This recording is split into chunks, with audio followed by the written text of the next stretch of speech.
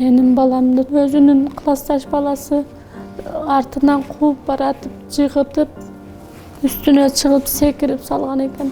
Savagan balanın atasının bir doğan baykesi бар eкен, заведующий Умар Дыйканович деген. Ата-энесин чакырсак, ата-энеси келип бизди сөгүп, кыйкырып, сотко берем деп урушуп, кайсы жерге РОДга берсек да кутулуп кетет, прокурорго берсек да кутулуп кетет.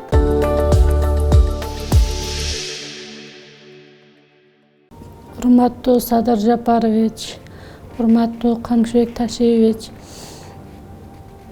менин баламды 9 март күнү шам намазга бараткан жеринен өзүнүн классташ баласы артынан кууп баратып, жыгытып, üstüne чыгып секирип салган экен.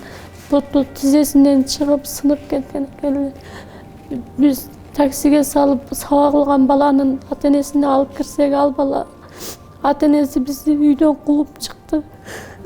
Кайсы больницага барасыңар десе, 3-чү детский больницага барабыз деп айтып коюп турбуз. Биз келгенге чейин 3-чү детский больницада.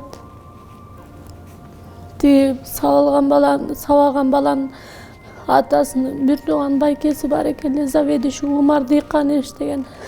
Биз келсек, баланы рентгенге тартып туруп, балаңар урушуп, жөн эле эти эзилип калган деп бизди алдап жөнөтүп, гипс салып жөнөтө берди. Үйгө барганда түнү менен бала уктабай, кетанал ичип, повторго эртеси күнгө араң чыдадык. Эртеси күнү келип, кайра текшерсек, буту чоң болуп, шишип, көкмөк болуп, көгөрүп кеткен экен. Анан повтордо врач айтты, балаңардын тизеси сыныптыр, чыгып кетиптир. Бирок азыр шишиги чоң экен.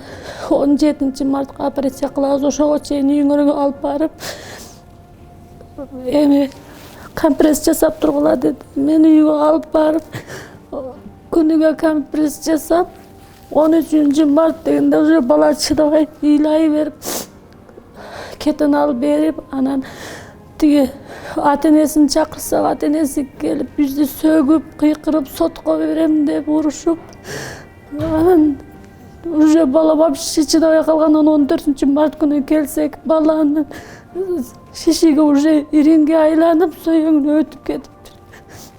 Колумдан баланы алып эле операцияга алып кирип кетти. 14 мартта баланын бутунан ириңдерди тешип чыгарды. 16 март күнү баланын сөйөңүнө тешип, эки жерден темир коюп, баланын сөйөңүнө жуудулар. Урматтуу Садыр Нуркожоевич, бизге жардам бериңиздер. Врачтар болсо балага туура диагноз койбой, баланын өзүнүн хронический оорусу деп ошондой диагноз чыгарып койдулар. Экспертизага барып, анализин чыгарттырып, сабалгандыгын билели десек, бүт баары хронический өзүнүн мурдадан оорусу деп айтып койдулар. Менин балам мурдадан ооруган эмес, ал такыр бутум деген эмес. Ал бала отличный болчу, дайыма курстарга бар жок, такыр колу бошочу. Ушундай жакшы окуткан бала 3 айдан бери бирөөгө көз каранды болуп жайында жатат. Мага көз каранды, азыр мен барсам туалетке барат, барбасам эшикке чыга албайт. Ошого жардам берип коюңуздар, врачтар диагнозду туура коюшпай атат. Кайсы жерге РОДга берсек да кутулуп кетет, прокурорго берсек да кутулуп кетет. Бар жоктон кутулуп кетет. Ошого жардам бериңиздер, суранам, сиздерден суранычы. 26 май күнү больницага келсек, балаңыз аябай сонун баса берсин деп ошондой дедилер. 6 июнга уже баланын буту кайра шишип, кайра ириңдеп, температура болуп чыдабай, 3-чү детскийге келсек, карабай коюп, кайра жалга алып барып, ошол жака жаткырып, азыркы учурда больницада жатат. Бала такыр температура чыгып, түнү менен уктабай, буту ооруп, ыйлап, такыр болбой кыйналып атабыз. Мен жолдошум дагы оорукчан уже 5-жыл болду. Мен ага акча тапканга мен демем жок. Каражатым да жок. Тиги баланын ата-энеси Жақын жолу ойттақ, төлөй айтат эчтекесин. Тээ врачтар болсо хроническийден берсе алдап, любой жака берсе кутулуп кетип атат. Билгениңерди кылгыла дейт мага. Мен тергөөчүгө берсем, тергөөчү менен да сүйлөшүп ататтар. Аны менен да сүйлөшүп, менин тергөөчүм менен да сүйлөшүп, ага да акча төлөп, баарына акча төлөп кутулуп кетип ататтар. 10 врачтын баары кутулуп кетип атат. Жардам бериңиздерди сиздерден сурап атам.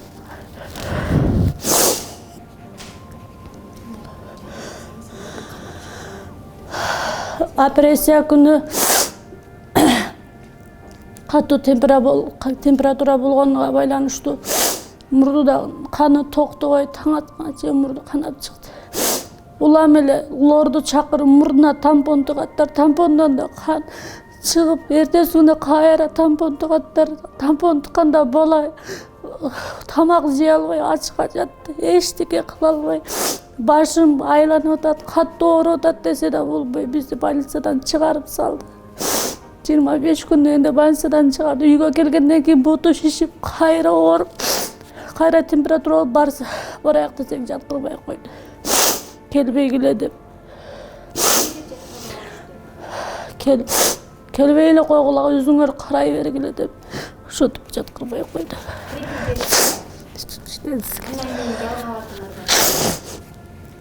Анан үйгө барып, үйдө дары берип, үйдө карадык.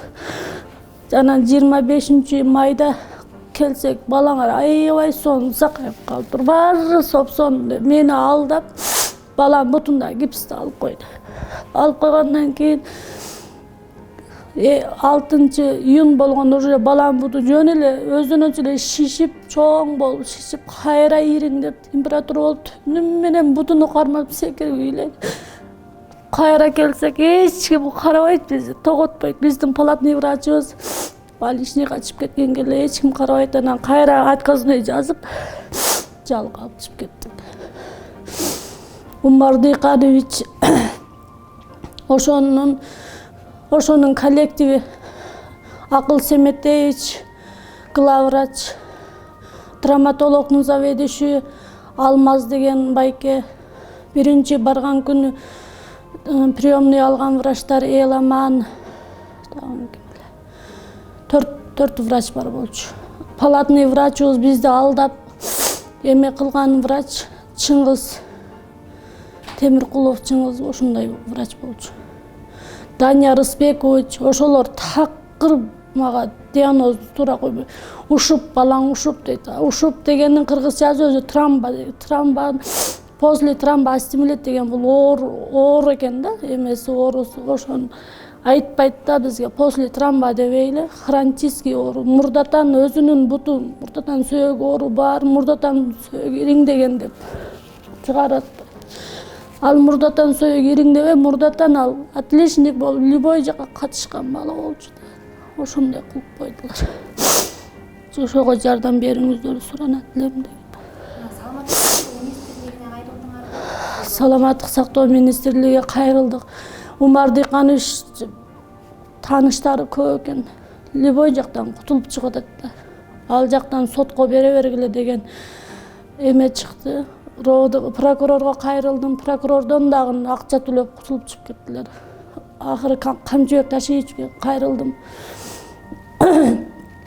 Анын арызы эми козголуп атат, билбейм андан эмне болуп кутулат. Октябрьский прокурорго кайрылдым. Ал жерден мага эчтеке айтпай туруп, акча берип кутулуп чыгып кеттилер. Эч кимиз эчтеке айтпады да мага.